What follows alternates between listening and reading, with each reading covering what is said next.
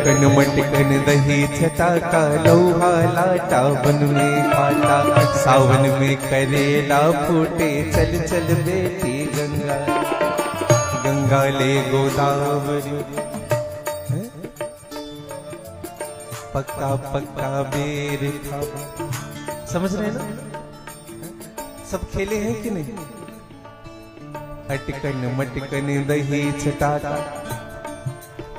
अंतिम समय आया जीवन में, आंख अटक गया, मटकना बंद हो गया। अब क्या करेंगे? गंगा जल पिलाओ, दही चटाओ।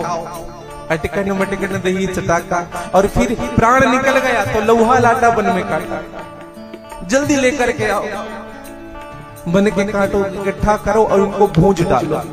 भूंज डाले, सुनी जरा डाले।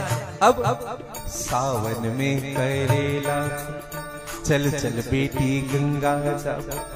अब अस्थि को लेकर के कहां जाएंगे? गंगा। और गंगा जाएंगे तो इधर गंगा जाने वाले, इधर दरगाह तेरी में पक्का पक्का बेर खाओ, यही लड्डू है।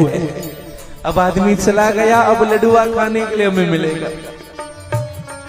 अरे बेर के डारा टूट गए, भरे कटोरा फूट गए, श्वास के पंछी छूट गए।